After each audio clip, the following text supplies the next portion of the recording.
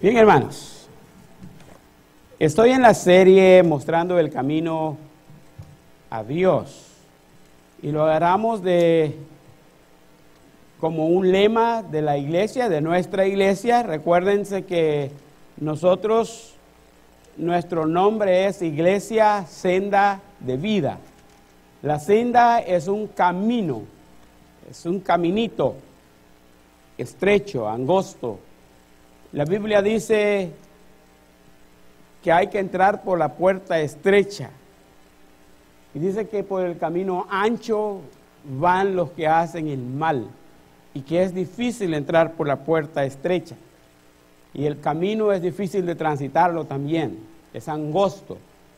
Entonces, haciendo honor a nuestro nombre, Senda de Vida, nosotros debemos vivir como iglesia bajo ese lema, bajo ese propósito de mostrar a la gente el camino a Dios. La idea es que nosotros ya lo encontramos, pero hay mucha gente perdida que no sabe cómo llegar a Dios y está tratándolo de maneras diferentes.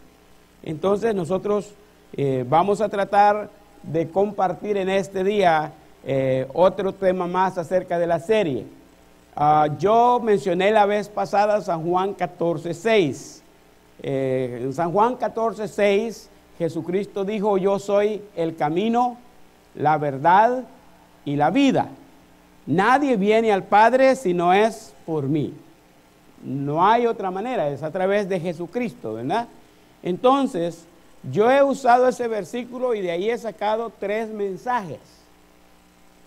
Jesús dijo: yo soy el camino. Entonces ahora quiero que reflexionemos por un momento en lo que es mostrar el camino. El próximo domingo vamos a ver lo que es mostrando la verdad y el otro mostrando la vida. El camino, la verdad y la vida. Estoy también tratando de reducir el tiempo de sermones, así que espero que no me voy a tardar mucho en este día. Vamos a hacer la prueba, primero Dios, que voy a salir bien, ¿verdad? Uno de los problemas míos es que no veo la hora, ¿verdad? No me fijo en el reloj, entonces no me doy cuenta. Y pues hay tanto que compartir. Y pues algunos de ustedes solo los tenemos en este ratito. No los volvemos a ver hasta el otro domingo. Entonces hay que aprovechar, ¿verdad? Entonces, si ustedes gustan, bueno, creo que hasta podemos leer ahí el versículo que está enfrente. Gálatas 4, 4 y 5. ¿Quieren leerlo conmigo? ¿Qué les parece? Todos juntos, dice así: pero cuando vino el cumplimiento del tiempo, Dios envió a su Hijo, nacido de mujer y nacido bajo la ley, para que redimiese a los que estaban bajo la ley, a fin de que recibiésemos la adopción de hijos. Otra vez, ¿lo leemos otra vez? Dice así: pero cuando vino el cumplimiento del tiempo, Dios envió a su Hijo, nacido de mujer y nacido bajo la ley, para que redimiese a los que estaban bajo la ley, a fin de que recibiésemos la adopción de hijos. Bueno, tengo como un feedback en el monitor, si es posible que este pasaje yo lo he ocupado para hablar en el tiempo de Navidad.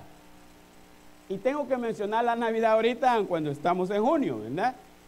Bromeando una vez, hablando de la Navidad, dije que estamos 100% seguros que la Navidad no ocurrió en un 25 de diciembre. Y lo más seguro que fue por ahí octubre o septiembre. Sin embargo, tratar de descubrir la verdadera fecha y seguir la verdadera fecha como iglesia causaría una serie de controversias. Las vacaciones y todas las cosas están programadas para el 25 de diciembre. Entonces, al final, ¿qué día se celebra? No es la clave, sino una buena razón para celebrarla. Y sabe, dicen que la época más celebrada o la fiesta que más y mejor se celebra a nivel mundial es la Navidad. Hasta los ateos, los que son contra el cristianismo, cualquier gente que tenga cualquier otra religión celebra la Navidad. en cualquier parte del mundo. Dicen que el mundo de los negocios se alegra, porque cuando llega la Navidad se vende mucho. Dicen que los trabajadores de las escuelas sienten un gran descanso porque les dan libre por un tiempo y esa presión que tienen la liberan por unos días. Dicen que para muchas familias la Navidad es reunirse y viaja la gente de diferentes lugares para juntarse en una sola casa como familia y ahí se reúnen para celebrar y lo más común es cantar los cantos navideños. Sin embargo, dicen que hay otros que la Navidad lo que significa es un buen tiempo para darle rienda suelta a sus placeres. Emborracharse, drogarse, irse, desaparecerse y disfrutar la vida según ellos, ¿verdad? Y esa es Navidad para ellos. Sin embargo, la Navidad, pensándolo de una manera correcta, tiene que ver con lo primero que leímos ahí en ese versículo. Tiene que ver con Jesucristo descendiendo al mundo. Dice, cuando vino el cumplimiento del tiempo, Dios envió a su Hijo, nacido de mujer y nacido bajo la ley, nacido como cualquier hombre, en otras palabras.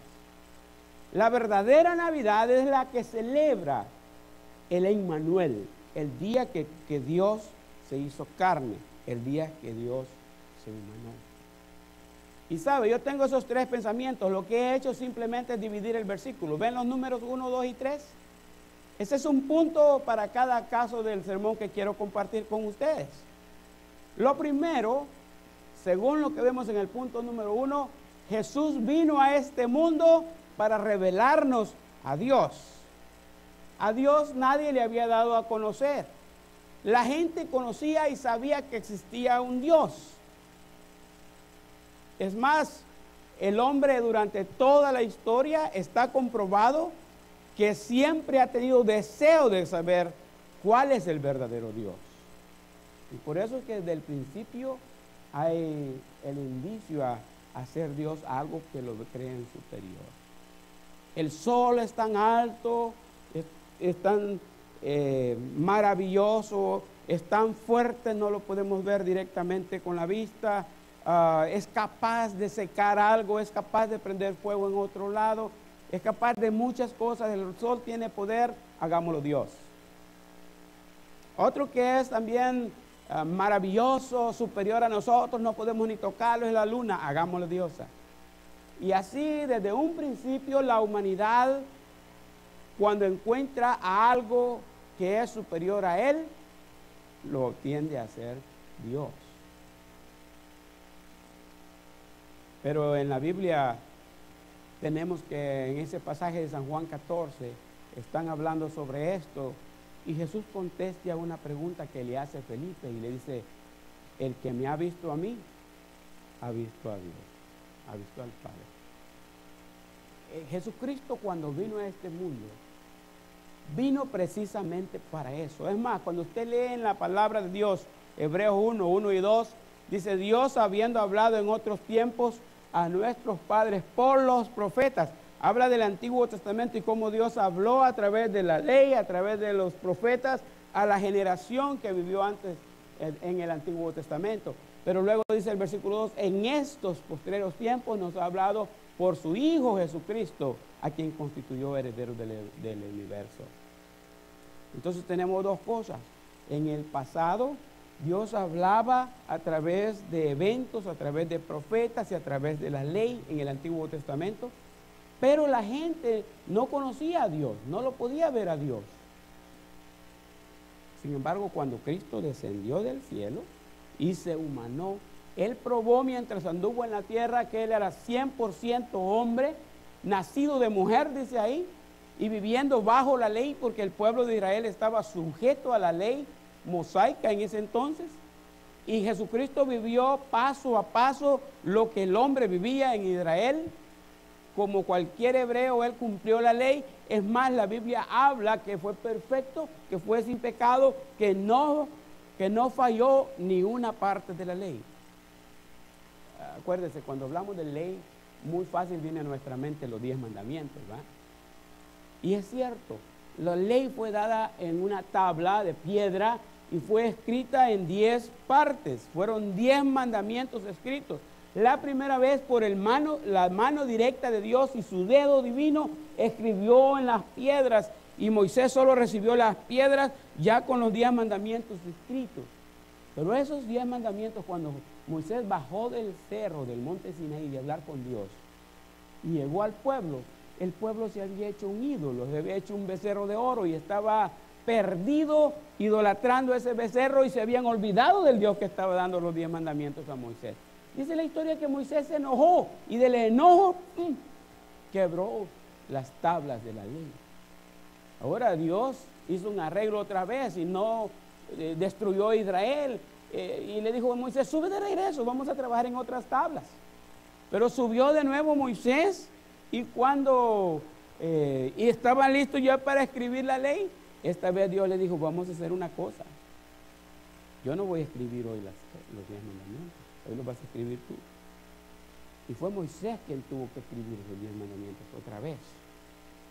Ustedes saben de esas cosas que cuando a uno no le cuesta nada no lo cuida, ¿verdad? Moisés fácilmente quebró aquellas tablas, pero ahora estas las va a cuidar porque le ha costado escribirlo. Y Moisés tenía uno de los temperamentos que lo vamos a tocar un día, bastante fuerte, porque por lo menos así de rápido ustedes pueden acordarse que un problema de Moisés fue que se enojó y quebró las tablas. Ustedes pueden ver más adelante que un problema que él tuvo fue de enojo y le pegó a la piedra. No tenía que pegarle a la piedra, pero Moisés tenía un temperamento un poco fuertecito, y con buena razón en cierto punto de vista. Pero este es el asunto. Vino la ley, y a través de la ley, los 10 mandamientos, Dios expresó su voluntad al pueblo, pero Dios no se revelaba, no se daba a conocer. Esos 10 mandamientos, ya con sus derivados, sumaban 614. Entonces es un asunto bien complicado, porque uno de los 10 mandamientos dice: no adulterarás, pero los derivados dice: si alguien está adulterando esto y esto y esto y esto, y explica. Realmente los derivados completos sumaban 614. Entonces, ¿qué es lo que sucede? Si fallaba uno de esos, era como que no hubiera cumplido ninguno. Y en ese momento Dios dio la ley, lo trajo al pueblo, pero el pueblo seguía esa ley que lo llevaba por esclavitud y lo terminaba condenando. Por la ley nadie puede ser salvo. ¿Sabe lo que hace la ley? Castiga. La ley disciplina. Y la ley no enseña misericordia. Esto hizo, eso le toca. Y no hay manera de cambiar eso, no hay manera. Es simplemente una cosa difícil y tiene que lidiar con ello, tiene que atenerse a las consecuencias si violó la ley. Entonces, en la ley nadie se podía salvar, pero dice la historia que Jesucristo es el único que vino y pudo vivir bajo la ley, sujeto al yugo de la ley, y vivió hasta el final sin romper ninguno de esos mandamientos. Viene para eso. Y cuando Jesús viene y revela a Dios, las cosas las cambia. Usted lee el Sermón del Monte, capítulo 5 al 7 de Mateo, y va a encontrar 2 frases bien populares ahí que se repiten. Toca un tema y comienza diciendo: oísteis que fue dicho. Y Jesús les dice eso a los judíos que sabían muy bien la ley. Y cuando Él les dice: oísteis que fue dicho, está apuntando o está recordándoles lo que la ley dice, por decir algo sobre el divorcio. Y luego está la otra frase que dice: pero yo os digo. Oíste que fue dicho, pero yo os digo. Oíste que fue dicho, pero yo os digo. Y eso se repite en ese pasaje del Sermón del Monte. ¿Y sabe qué es lo que pasa? Jesucristo viene y muestra una manera diferente de relacionarse con Dios. Al parecer más difícil, más complicado, pero por el otro lado, Jesucristo muestra el gran amor que Dios tiene para la humanidad. Por la ley no hay amor. Mire, yo viviendo en iglesias legalistas, puedo darme cuenta que si alguien, un niño ahí sentado, miraba para atrás, eso traía consecuencias. El diácono me podía castigar y mi papá me iba a castigar al llegar a la casa. Y pude conocer la iglesia llena de reglas, lleno de normas. Y cuando usted viola una norma, le cae. Y también a través del ministerio, 18 años pastoreando, han pasado muchas experiencias. Y hemos tenido en el board de la iglesia gente que dice, la hermana se portó mal, hay que darle con el mazo. Y tiene usted que decir, esa es ley. La ley castiga, disciplina. Y el amor de Dios perdona, restaura, da segundas oportunidades. Es misericordioso. Y yo me he dado cuenta que la gente que tiene ese carácter de legalistas no tienen compasión. No tienen compasión y se dejan ir sobre quien sea. Y a veces he descubierto también un fariseísmo detrás de eso. Ellos a veces están haciendo cosas peores. Entonces es bien complicado el asunto. El amor de Dios es así. Tengo dentro de mis anécdotas la historia de un señor que era el cacique en una villa. Y llegó a esa villa 2 misioneros. Ustedes saben de esos lugarcitos por allá remotos, fuera de la civilización. Y estos 2 misioneros viajaban de lugar en lugar predicando y testificando del evangelio, predicando la salvación. Cuando entraron a esa villa, a ese lugar, un caserío dicen en El Salvador, el cacique del lugar fue el que los recibió. Y cuando los atendió el cacique, los atendió de una manera muy bien, amablemente.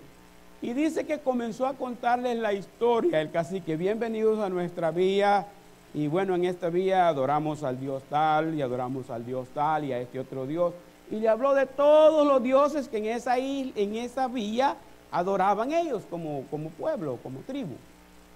Pero después de contarles todas las hazañas de sus dioses, dice que se dirigió a los misioneros con una pregunta y les dijo, ¿ustedes adoran a algún Dios?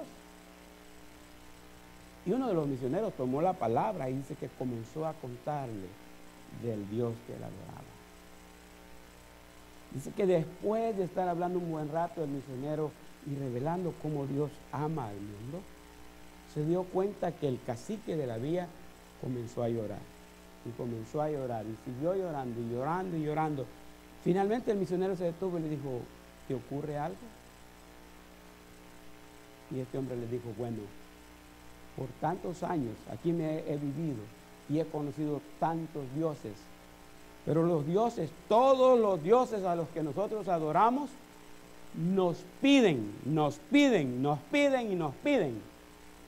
y demandan de nuestra cosecha que sacrifiquemos y demandan de nuestra familia que sacrifiquemos un hijo y demandan que sacrifiquemos nuestras doncellas y enseñó la gran lista de cosas que los dioses piden. Dice, y escuchar del Dios que tú me estás diciendo y saber que ese Dios es de amor y que está para dar y no me pide nada a cambio, me conmueve. Y es que el problema algunas veces es que nosotros no entendemos el amor de Dios. No lo entendemos. Y es necesario que nosotros entendamos el amor de Dios. Y Cristo vino a mostrar el camino a Dios. Es un camino, el camino del amor. Y es un amor infinito, es eterno. No es comprensible el amor de Dios. Pero nosotros tenemos que tratar al máximo de entenderlo. Porque yo no voy a poder entender nunca cómo es que yo, mereciendo el castigo eterno, Dios en su gran amor con que nos amó, muestre ese amor enviando a Jesucristo para que venga y muera en la cruz. Y el crucificado no sea yo, sino que sea Él. Y el que recibe la ira de Dios sea Él y no yo. Yo eso no lo voy a poder entender. Porque nosotros podemos quizás pensar que lo que pasó en el Monte Calvario es algo similar a lo que pasa en San Quintín cuando inyectan el asunto letal.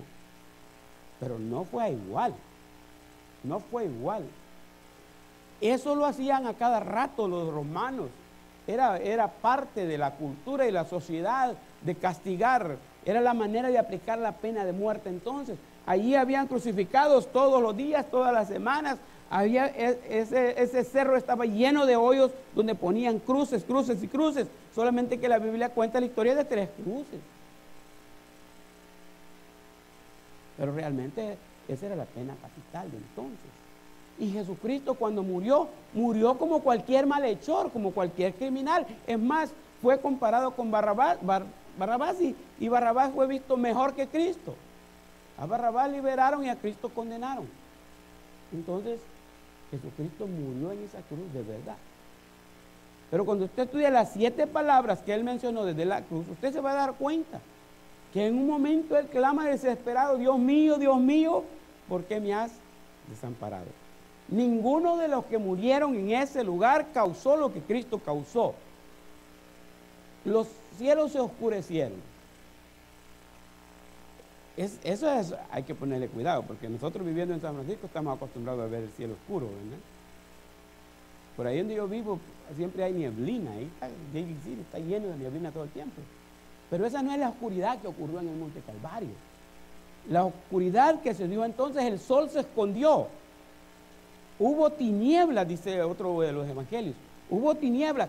Y era el mediodía, a las 3 de la tarde, y hubo tinieblas. Todo se oscureció. Se hizo de noche al mediodía. La gente que observó eso pudo darse cuenta que no era algo usual, no era algo común. Ninguno de los malhechores que morían ahí tenía ese fenómeno. Pero imagínese usted que se queda oscuro. Si ahorita apagamos las luces está un poquito oscuro, pero siempre la luz del sol entra. Pero quite la luz del sol y apague la luz y se va a dar cuenta que no nos vemos ni los dientes. Imagínese que toda esa multitud se quedó en una oscuridad profunda. No habían sidewalks para caminar, sino que era un cerro, piedras, monte, todo horrible. Usted no quería caminar si estaba en lo oscuro, porque no sabía qué iba a haber al lado. Pero aparte de eso, ya que está en lo oscuro, ¿qué más dice la Biblia que ocurrió? Dice que la tierra tembló. ¿Y qué hace usted si ya está asustado por la oscuridad? Solo haga la prueba un día si quiere, si no me cree, ¿verdad? Pero un día, cuando sea de noche y tengo un grupo de mujeres en la casa, bueno, no es que la traiga contra las mujeres, pero apague la luz y va a haber el escándalo. ¡Ay! Todo, ¿verdad? Bueno, algunos hombres también le haremos así, ¿verdad? Sí. Pero va a ver cómo asusta quedarse en lo oscuro. Y si tras de quedarse en lo oscuro tiembla, con razón la gente tuvo temor ese día. Y dice la Biblia que ese día fue porque la ira de Dios estaba derramándose sobre Jesucristo. Y la pena por el pecado de nosotros estaba siendo cobrada en Jesucristo. Él sufrió de verdad. Y sufrió de una manera que nadie más puede sufrir. La vez pasada, hablando con alguien de los sufrimientos de nosotros, yo dije así de simple: mire, hermano, yo tengo un montón de sufrimientos, y miremos quién sufre más de los que estamos aquí en esta casa, en este cuarto, en este santuario. ¿Quién sufre más? ¿Quién tiene la historia mejor de sufrimiento? ¿Quién ha sido más paciente o más golpeado por la vida? Usted se va a dar cuenta que todos nosotros tenemos una historia diferente, y algunos estamos ahorita pasando por situaciones adversas. Pero créame, nosotros podemos juntar los sufrimientos de cada uno, ponerlos juntos, y todavía no se comparan con lo que Cristo sufrió.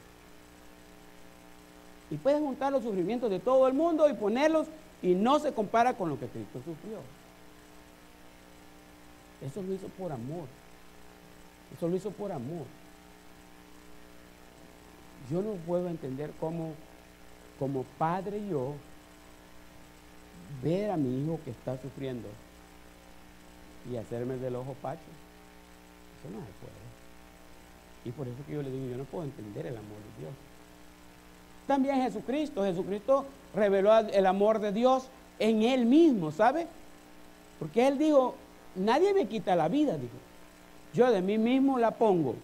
Tengo poder para ponerla y tengo poder para volverla a quitar. Volverla a tomar. Y cuando Pedro quiso defenderlo y le cortó la oreja al hijo de Malco, al siervo de Malco, Jesús le dijo, guarda tu espada. ¿Tú qué crees?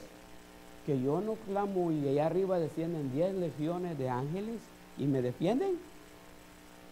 Yo puedo hacer eso, pero yo tengo que cumplir con lo que está escrito. Él vino para morir y murió voluntariamente por amor a nosotros, por amor a nosotros. Entonces, Jesús vino para revelarnos el infinito amor de Dios y no tiene fin. También Cristo Jesús vino para revelar el poder que Dios tiene, no solamente su amor. Las Escrituras nos recuerdan vez tras vez que Dios es poderoso. Y nosotros tenemos conciencia de eso. Los que conocemos a Jesús, conocemos a Dios, sabemos que Dios tiene todo poder.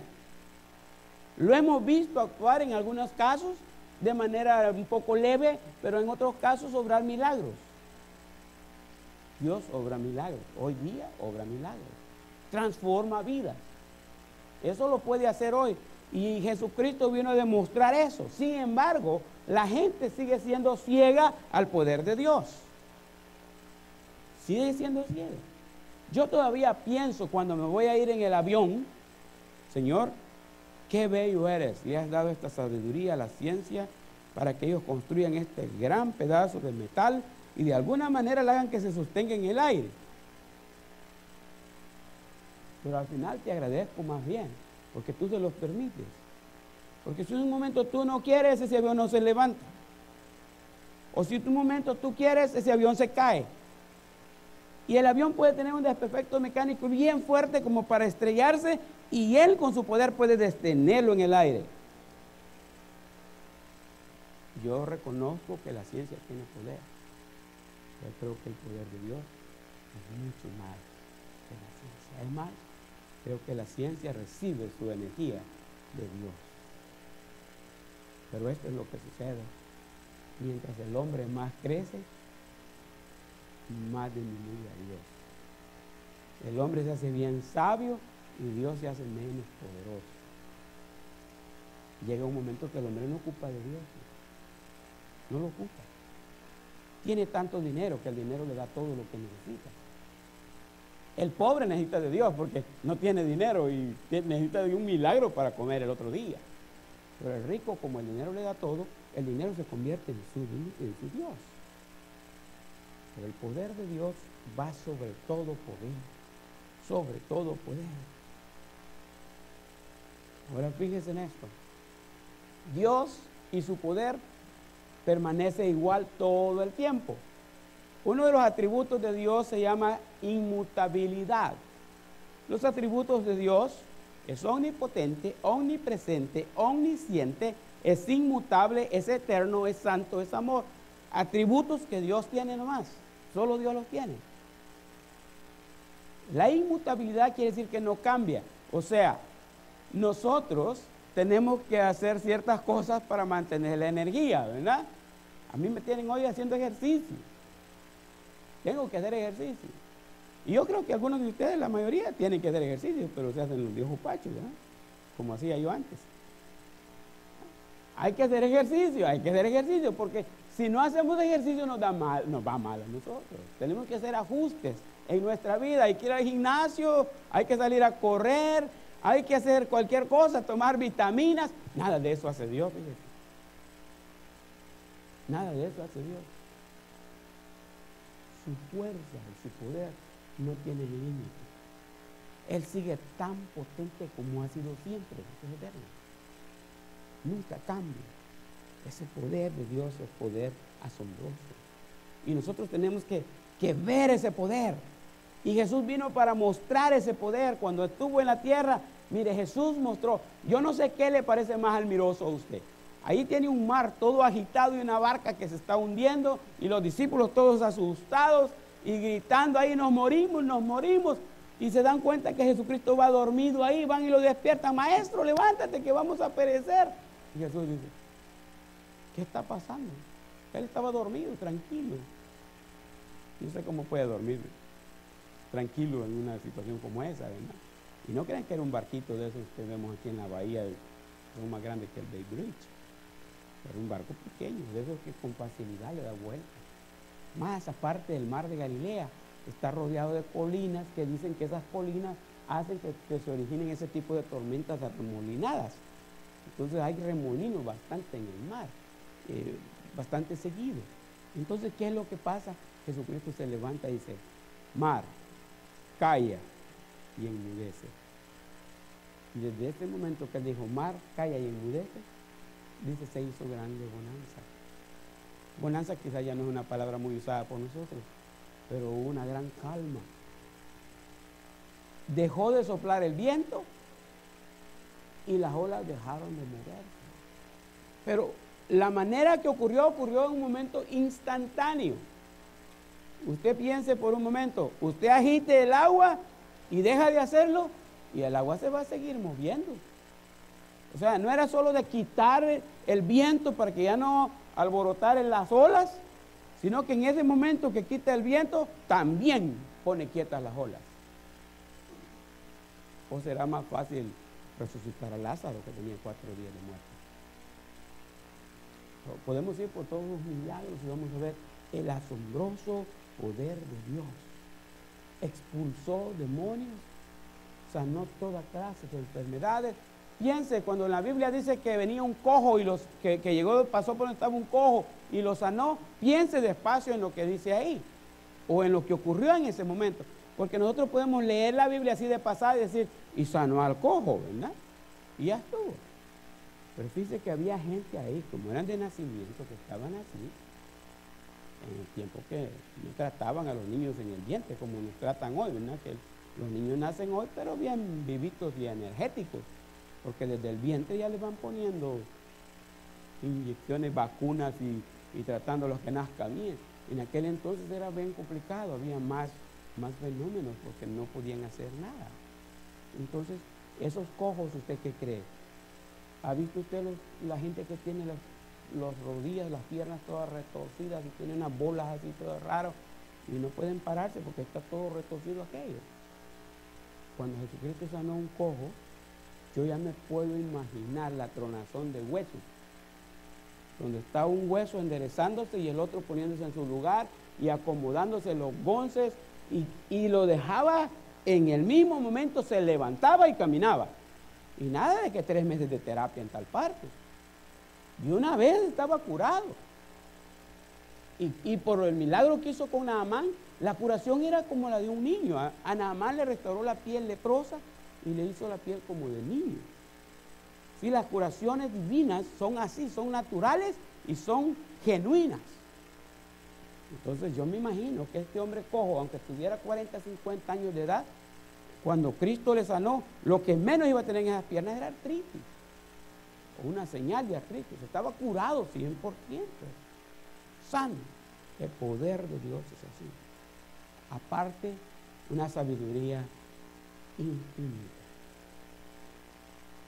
La sabiduría de Dios, Cristo la dio a conocer. Y sabe, una de las cosas por las que yo más le agradezco a Dios es porque es omnisciente, todo lo sabe. Pero esa misma razón por la que yo sé que Dios todo lo sabe, al mismo tiempo que me alegra, también me preocupa. Porque si yo me porto mal, no hay manera de escondértelo. Él lo sabe, Él lo sabe. Entonces, por un lado, conoce todas mis necesidades. Si yo estoy pasando por traumas de mi infancia, si yo estoy sufriendo problemas ahorita que me hacen la vida difícil y me ponen en problemas emocionales de depresión o de ansiedad o de estrés, si yo estoy pasando por conflictos bien serios que nadie me puede ayudar porque son solo míos y están aquí bien profundos, el Señor los conoce. Él sabe. Él nos conoce perfectamente todo nuestro interior. No hay nada que esté oculto. El Salmo 139 da algunas ideas generales de Y no hay manera de huir de la presencia de Dios. Está en todas partes, incluyendo nuestro interior. Y así como Él conoce nuestras necesidades, sabe y comprende las heridas que nosotros tenemos y que necesitamos ser curadas, Él las conoce y puede obrar, también conoce la maldad del hombre. Sabe cuando una persona está portándose mal.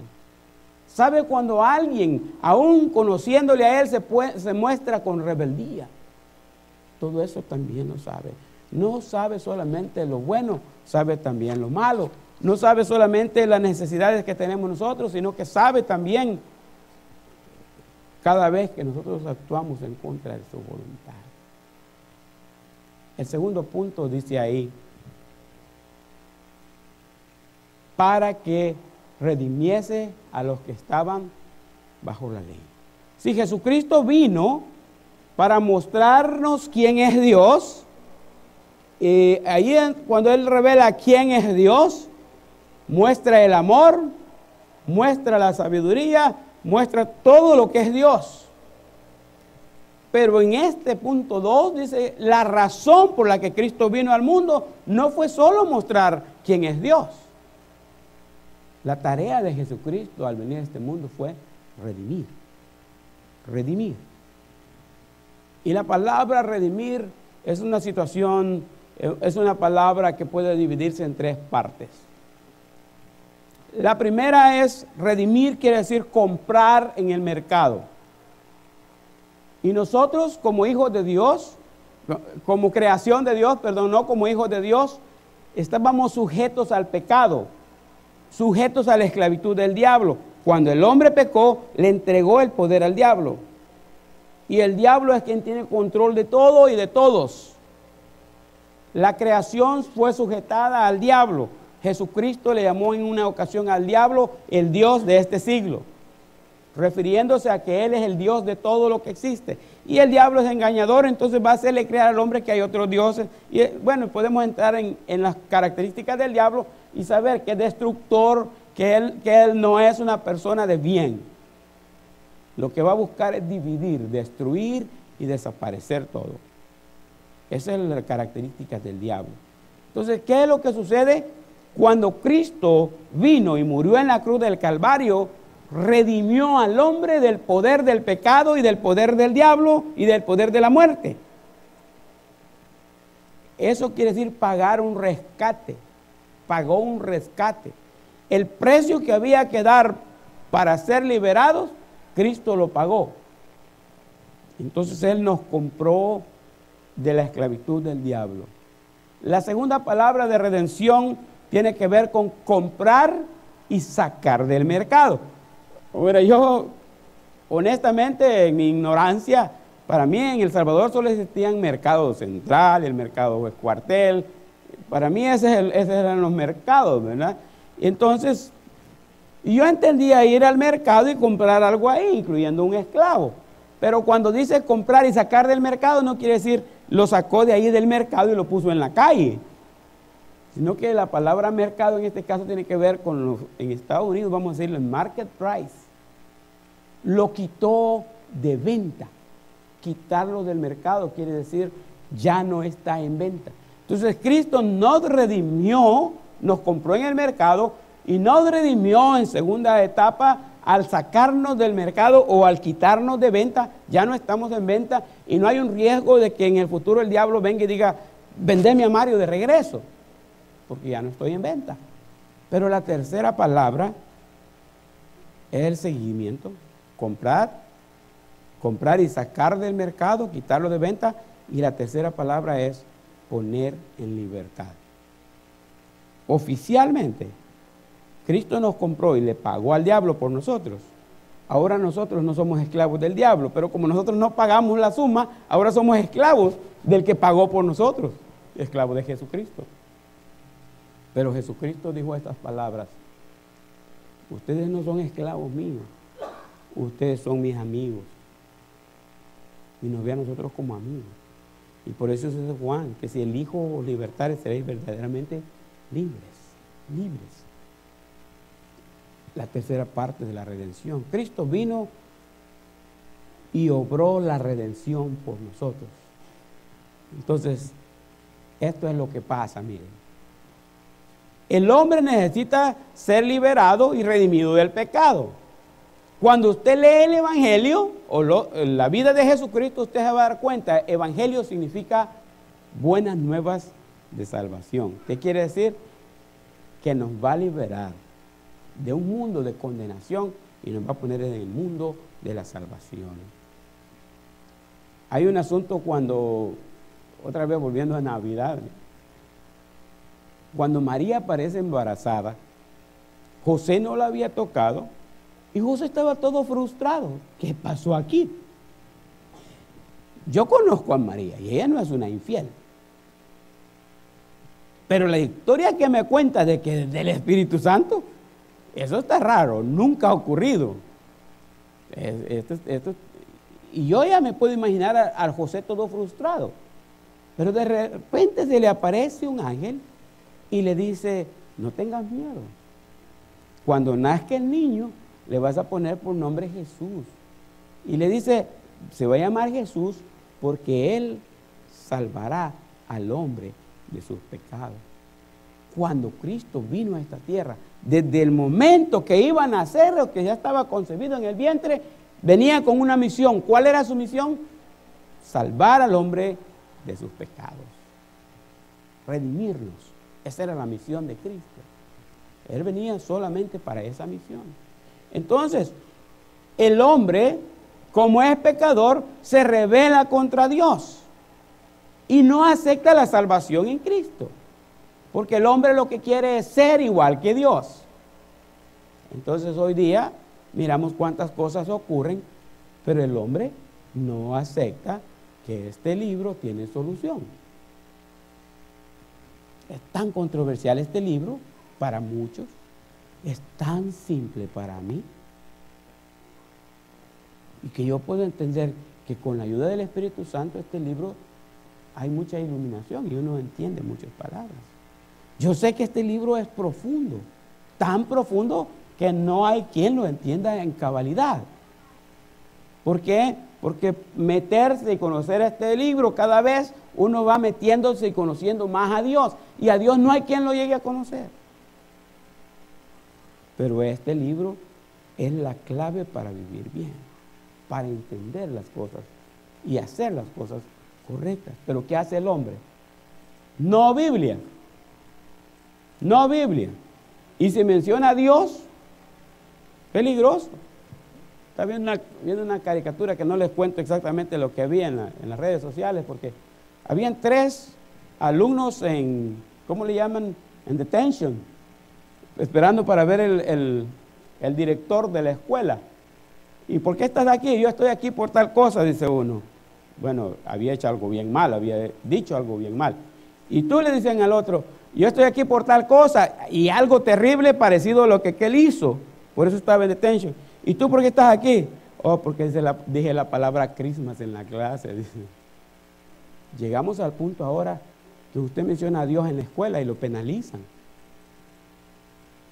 Mire, no puede salir.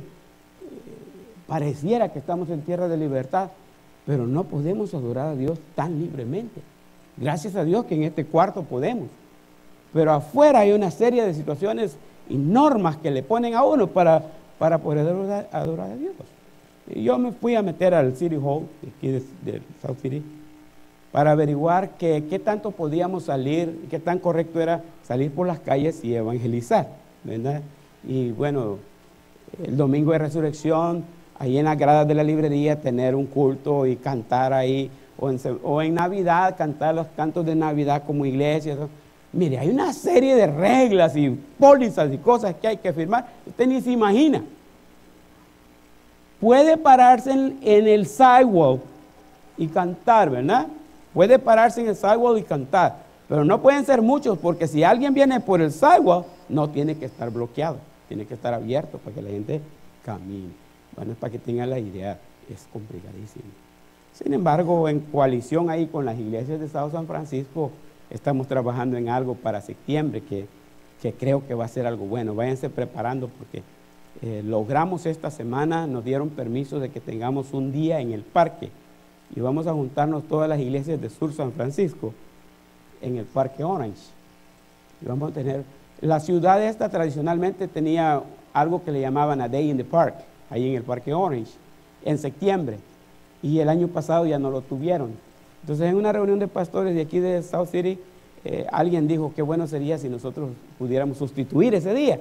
Entonces vamos a tener a Day in the Park y la gente va a pensar que es el mismo día, pero esta vez va a ser cristiano. Nos han dado muchas regulaciones, pero ya están reservadas, todos los picnic tables están reservados para nosotros y bueno, no amplificador, micrófono solo para una persona y suavecito, las guitarras que sean acústicas, una serie de cuestiones que nos dieron ahí, ¿verdad? Pero hay que orar porque estamos haciendo algo ahí. Presentar a Jesucristo afuera no es fácil. ¿Por qué? Porque el hombre no quiere saber nada de Dios. Un día de esto le hice la pregunta a alguien que estábamos hablando tanto y él no cree nada en la Biblia. Le digo, pero al final descubro que no ha estudiado la Biblia nada. Le digo, ¿cómo puedes decir que no crees en la Biblia si nunca la has abierto? Nunca la has estudiado. Entonces es una cosa interesante, pero el hombre está predispuesto para decirle no a las cosas de Dios. Y eso es lo que hace el hombre, rebelarse en contra de Dios. ¿Y sabe qué pasa? Cuando el hombre se rebela en contra de Dios, se hunde. Gracias al Señor yo nunca he estado en un pantano, pero he visto bastantes películas de los pantanos y no se me hace muy atractivo eso, ¿eh? Cuando alguien por accidente cae en un pantano, lo primero que tiene que hacer, por si les toca algún día, no moverse. No moverse. Porque le hicieron así y se hundieron otro poquito. Se rascó la cabeza y se hundió otro poquito. Entonces, no se mueva, porque mientras más se mueve, más rápido se hunde. El hombre está hundiéndose en un pantano por rechazar a Dios. Cada día hay más impiedad, gente impía. No se toca el corazón para hacer el mal. Cada día vemos más violencia, cada día vemos más casos que nos dejan asustados. Y esos casos a veces se veían en nuestros países, pero en Estados Unidos. Bueno, pues, si está aquí, está en Europa, está en todas partes. El hombre sin Cristo está perdido. Así de simple, está perdido. ¿Necesita o no necesita el hombre la redención? Claro que sí. Solo así puede tener una relación con el Padre. Relación, acuérdese. Solamente a través de la redención que Cristo ofrece puede haber relación con el Padre. Y yo uso mucho la palabra relación, relación, relación, relación. Porque la palabra relación tiene que estar en oposición de otra palabra que comienza con la R. ¿Saben cuál es? Religión. Hoy día hay muchos religiosos, mucha gente religiosa. Van a la iglesia, van a misa, hacen las obras, hacen todo bueno, se portan bien, no pelean, son justos según ellos. Pero la religión no salva a nadie. Hasta bastantes cristianos dicen que son cristianos y no son cristianos, son solo religiosos. Pero ¿qué es lo que sucede? Lo que necesitamos no es religión, necesitamos relación con Dios. En Facebook yo puse like a una foto, ¿para qué les explico la foto? Pero alguien se ofendió con esa foto, y comenzamos a hablar algo así como de religión, ¿verdad? Y le dije, no te preocupes, yo puedo quitar la foto, si te ofende la quito. Pero hablamos un buen rato, pasamos ahí escribiéndonos ahí un buen rato, hablando acerca de lo que es el cristianismo, porque él dijo, yo soy cristiano también. Entonces, explícame qué es ser cristiano. Explícame vos, me dice, explícame tú. Y comienzo a explicarle, cristiano es un seguidor de Cristo, esto y así. Hay muchos hoy día que se llaman cristianos, pero no. Y entonces, al final me dijo él, la verdad, nunca había visto a alguien que hablara y se expresara así como te expresas tú. Y me dijo, gracias por ser respetuoso y por presentar así el Evangelio. Porque el mundo dice que es cristiano, sin hacer lo que Cristo quiere que haga, sin seguir a Jesucristo. Aceptan a Jesucristo nomás para que miren los demás y hacerse más populares y siguen viviendo la misma vida. Eso no es. Eso es religión. Pero el cristiano verdadero tiene una relación con Dios. Es una relación con Dios. Y esa relación se mantiene todos los días, todos los días y todos los días.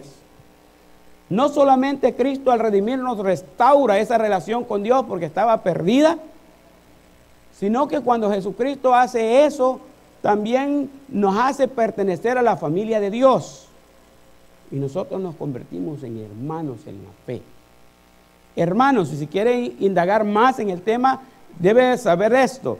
Hermanos y hermanas en la fe es lo único que hay. Cristo, el Hijo de Dios, muere por nosotros y nosotros nos convertimos en hijos de Dios. Y al hacernos nosotros hijos de Dios, venimos a ser hermanos de Jesucristo. Y dice la palabra que Él no se avergüenza de llamarnos a nosotros hermanos. Somos una sola familia en la fe. Ahora, en esto no hay nietos. Dios no tiene nietos. Acuérdese. Yo soy hijo de Dios, pero mis hijos no son nietos de Dios. Ellos no son salvos por ser mis hijos. Ellos tienen que tener su propia relación con Dios. Cada quien tiene que dar cuenta a Dios de sí. Solo así se puede pertenecer a la familia de Dios, redimido por Jesucristo. Y Él vino a redimirnos. Servir a Dios y a la humanidad correctamente. La vida de nosotros como hijos de Dios tiene horizontal y vertical. En las dos direcciones.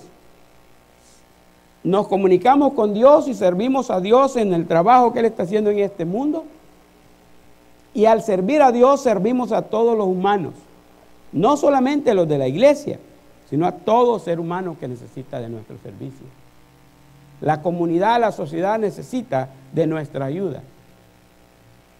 Sirviendo a Dios, servimos a los demás. No podemos servir a Dios si no servimos a los demás. Eso es claro. Y cierro, el último, el tercer punto dice, a fin de que recibiéramos la adopción de hijos. Yo solo quiero enfatizar un poquitito más ese asunto. Y quiero hacerlo a través de la Biblia. Ustedes, 3 pasajes quiero que miren nomás conmigo. El primero está en Juan, capítulo 1. Juan, capítulo 1.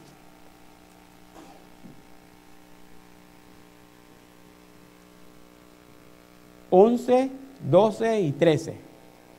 Juan 1, 11 al 13. ¿Ya lo tienen? Mire lo que dice Juan 1, 11 al 13. Dice, a lo suyo vino y los suyos no le recibieron. Mas a todos los que le recibieron, a los que creen en su nombre, les dio potestad de ser hechos hijos de Dios.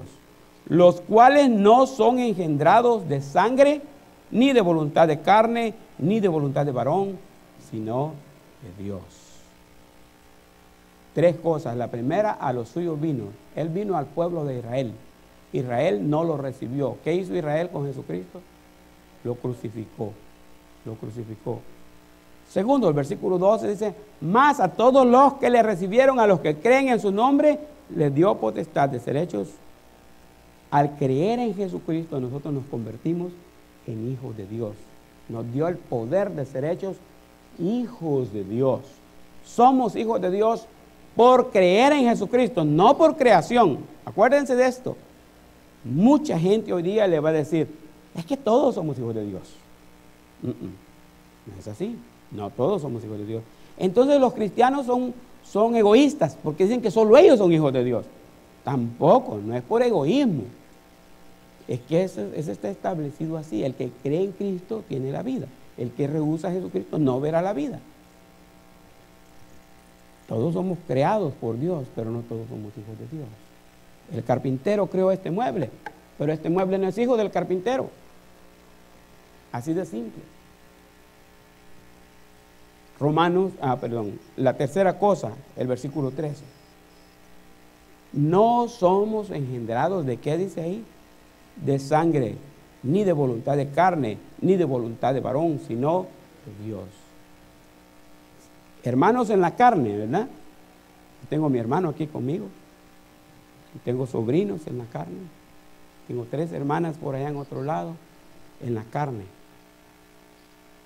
Pero aquí habla de hermanos, no en la carne, no en la sangre. No engendrados. como se engendra la humanidad, sino de Dios. Es una relación espiritual. Somos hermanos y hermanas en la fe, ¿verdad? El otro versículo es 2 Corintios. ¿Van conmigo a 2 Corintios? 2 Corintios y el capítulo 5 y versículo 17.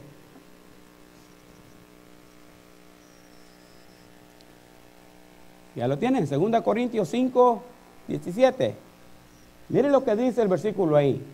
2 Corintios 5, 17 dice: de modo que si alguno está en Cristo, nueva criatura es.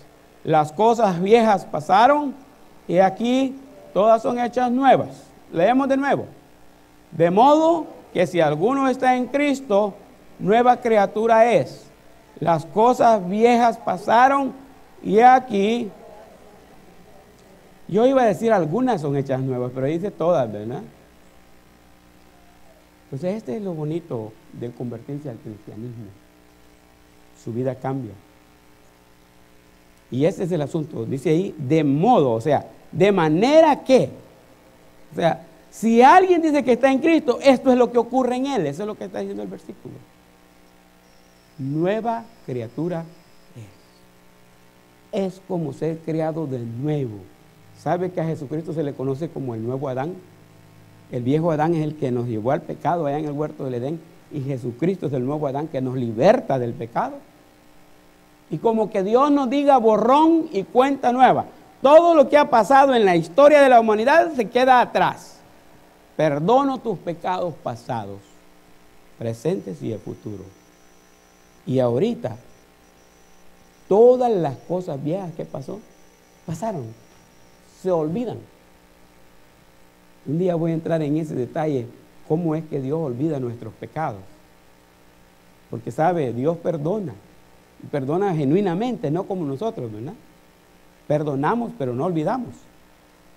Perdonamos, pero no olvidamos. Es más, decimos que perdonamos y actuamos como que hemos perdonado, pero al menor descuido viene la gran lista de 40 años atrás. Ahí las tiene acumuladas todavía. Pero Dios no hace eso, ¿sí? Perdón dentro del punto de vista divino. ¿Sabe cómo se define perdón? Perdón se define así: olvido para siempre del asunto. O sea, cuando usted le diga a alguien, sí, te perdono, ¿qué le está diciendo? Todo esto lo voy a olvidar para siempre. No me voy a acordar más de sus pecados. Así dice Dios. Es tremendo. El perdón de Dios es tremendo. Las cosas viejas pasaron, si alguno está en Cristo. Ahora dígame usted, hay un homosexual que se convierte en Jesucristo. ¿Aplica esto para él? Hay un adúltero que se convierte en Jesucristo. ¿Aplica esto para él? Un asesino, digamos, de esos criminales como Barrabás. ¿Aplica esto para él? ¿Sí o sí? ¿Ah? Es que si no, no, está mal el versículo. Las cosas viejas pasaron. Dios olvida todo eso. Usted sabe que la Biblia advierte, el único pecado que no tiene perdón es el de la blasfemia contra el Espíritu Santo. Todos los demás tienen arreglo ante los ojos de Dios. Todos tienen arreglo. Mientras la gracia dure, hay esperanza. Dios puede cambiar eso. Cristo puede transformar esa vida. Y luego dice, y aquí todas son hechas nuevas. Pero usted tiene que andar en nueva vida. Es llamado a andar en nueva vida. Y las cosas que antes hacía ya no las hace, porque antes no tenía a Cristo y ahora tiene a Cristo. Antes estaba sin ayuda y sin esperanza, pero ahora está la fortaleza de Cristo y la esperanza viva. Se puede cambiar. Las cosas viejas pasaron y aquí todas son hechas nuevas. Todas. Es todas. Todas son hechas nuevas. La última cita, vamos para atrásito un poquito en Romanos, capítulo 8. En Romanos, capítulo 8.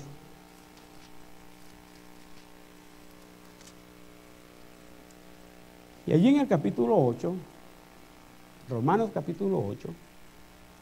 Vamos a leer los versículos 14 al 17. ¿Ya lo tienen? Amén.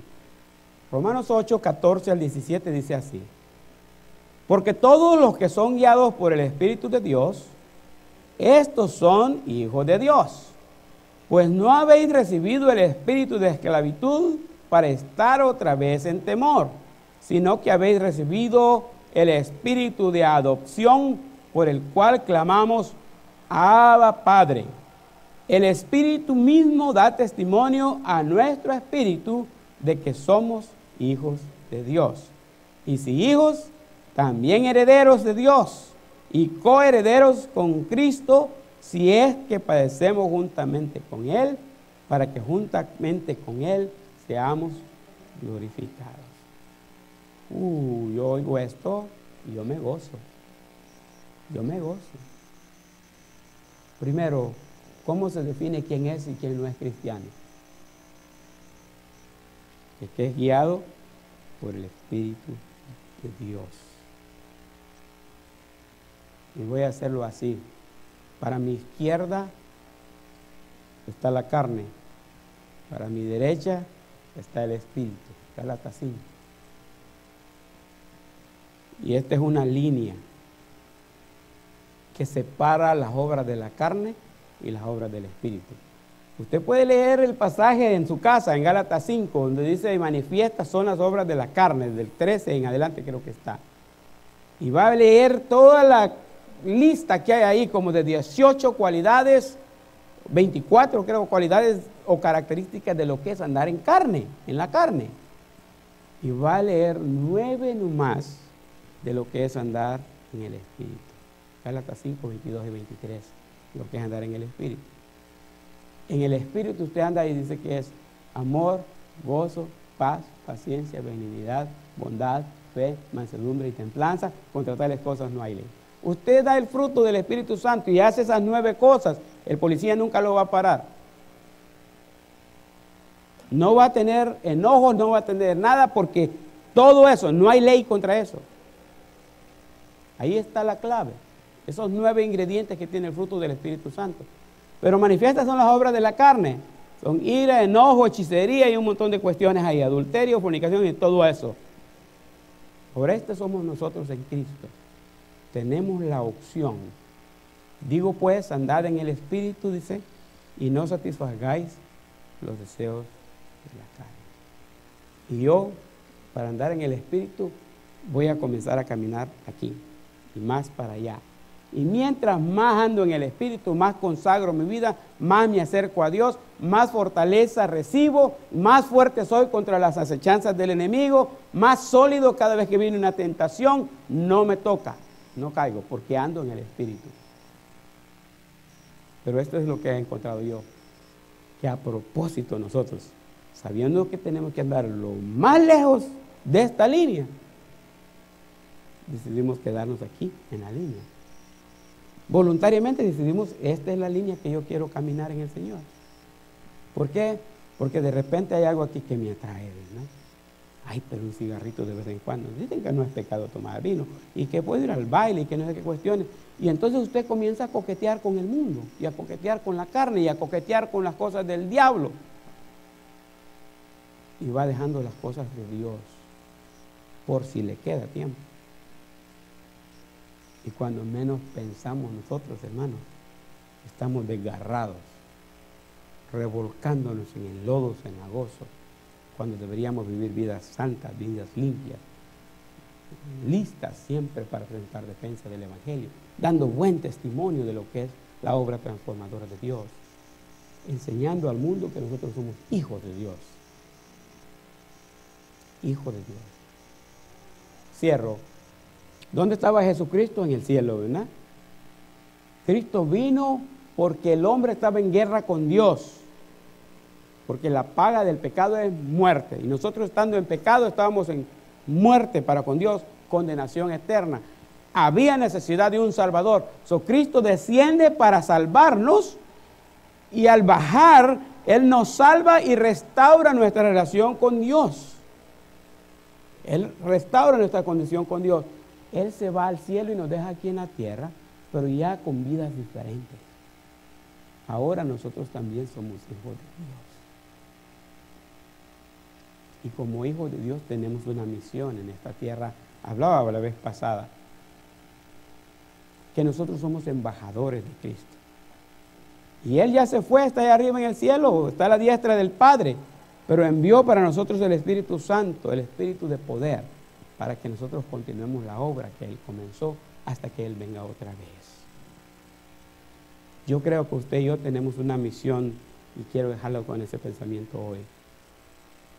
¿Está usted seguro que Cristo es el único camino para llegar a Dios? Eso es lo primero. ¿Está seguro que es el único camino para llegar a Dios? La segunda pregunta, ¿anda usted por ese camino? Porque una cosa es que me digan que el 101 te lleva a Los Ángeles, pero otra cosa es que yo no me suba al 101 y me voy para otro lado, ¿no? El 80 Sacramento. No llego a Los Ángeles. Sabemos que Cristo es el camino. ¿Anda usted por ese camino? Eso es lo interesante. El reto para nosotros es no solamente andar nosotros en el camino a la vida, sino que nosotros enseñar a otros ese camino y decirle, véngase para acá y sirva de GPS. ¿Sabe lo que hace el GPS? Le dice a uno cómo llegar a la dirección, ¿verdad? Entonces el hombre está perdido y necesita llegar al cielo. Hay que enseñarle cómo ir al cielo. Ese es nuestro trabajo como congregación. ¿Qué les parece si nos ponemos de pie y terminamos con una oración?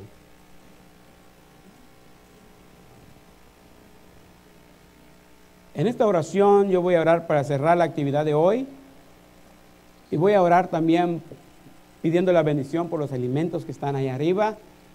Y de una vez, antes de orar, quiero decir que para los padres hay un festejo especial, no sé exactamente qué es.